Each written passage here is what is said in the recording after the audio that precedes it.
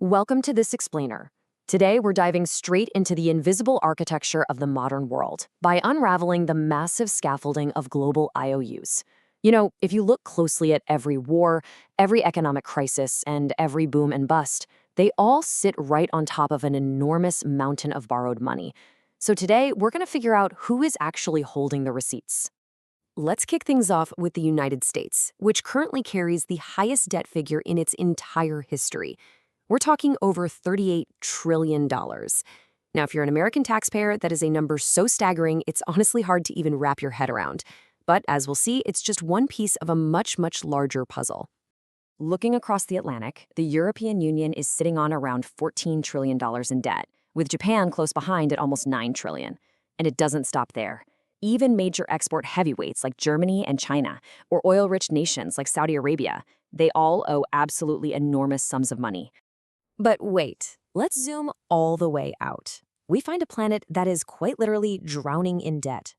Over $315 trillion of total global debt exists today. Just to put that scale into perspective, that is nearly 3 times the size of the entire global economy. Mind-blowing, right? So, here's the ultimate paradox we really need to unpack. If every single country, every major bank, and every citizen owes money, who exactly is holding the ultimate receipt? Well, if we follow the chain of creditors long enough, we discover something deeply unsettling. The world doesn't really owe money to anyone in particular. It kind of owes it to itself. Section 1. The invention of debt, from battlefield to balance sheet. To uncover who holds the other end of this rope today, we need to go back centuries and see how national debt was originally born. And spoiler alert here, it wasn't created on Wall Street, it was born in war. Back in 1694, England's king was rapidly running out of gold fighting France. So what did he do? He turned to merchants. He traded a permanent stream of interest payments backed by future taxes for war funds. The state could suddenly spend money it didn't even have yet. France quickly copied this, the Netherlands refined it, and eventually the newly independent United States adopted the exact same system to fund its revolution and westward expansion. The ability to borrow essentially became the ability to rule. The battlefield literally transformed into the balance sheet. And boom, that right there is the birth of the government bond, a system where states spend future capital, and in return, lenders get a tradable promise. Almost overnight, national debt wasn't a mark of failure or bankruptcy anymore. Instead, it became the ultimate measure of a country's credibility. Section 2. A game of hot potato, tracing the trillions. Fast forward 3 centuries, and debt has become the world's dominant export, jumping by $1 trillion every 100 days. Now, here is a fascinating detail that debunks a massive, massive myth.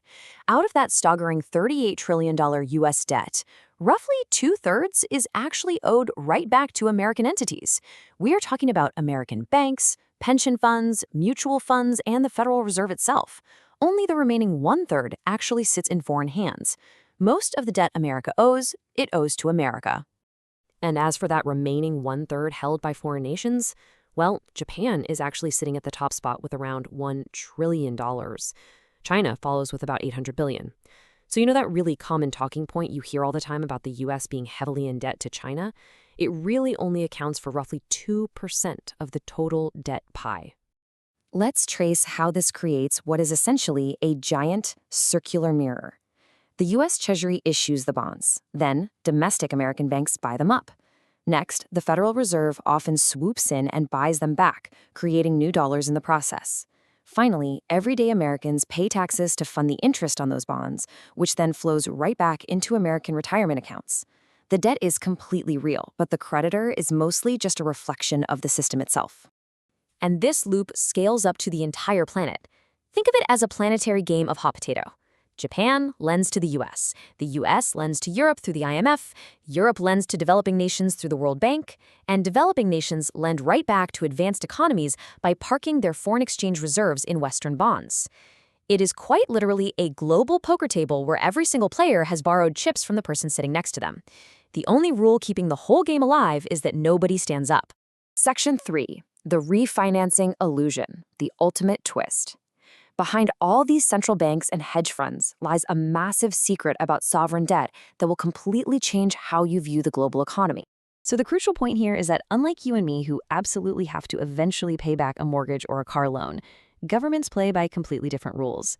Governments do not actually plan to pay off their debt. Not now, not ever.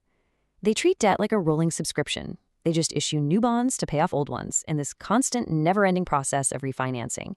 They aren't waiting to be repaid, they're just waiting to renew the deal. In fact, get this.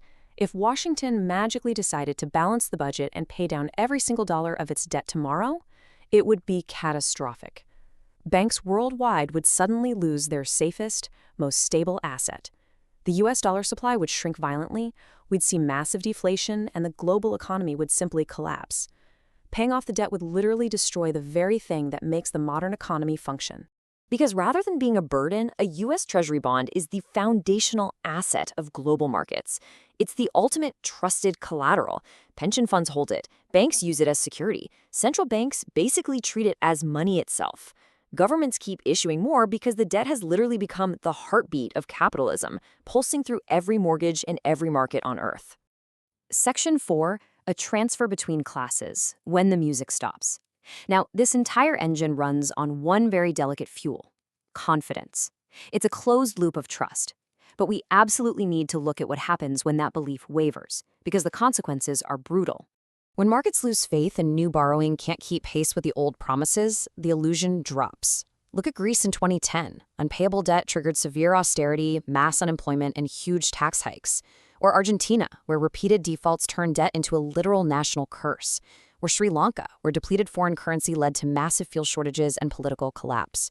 When the system finally breaks, the invisible creditors suddenly become very, very visible, forcing everyday citizens to make devastating sacrifices just to balance the books. So, wrapping up this explainer, we're faced with a hard truth. Global debt fundamentally acts as an upward wealth transfer. Through sheer mechanics, interest payments flow straight from everyday taxpayers and workers upward into the institutions that hold the debt. We're all balancing on an illusion, participating in a system built on a promise that ultimately cannot be kept indefinitely. So the real question we have to ask ourselves, as this $315 trillion balloon just keeps on expanding, is this: what happens to the players at the table when the music finally stops and the world remembers what debt really is?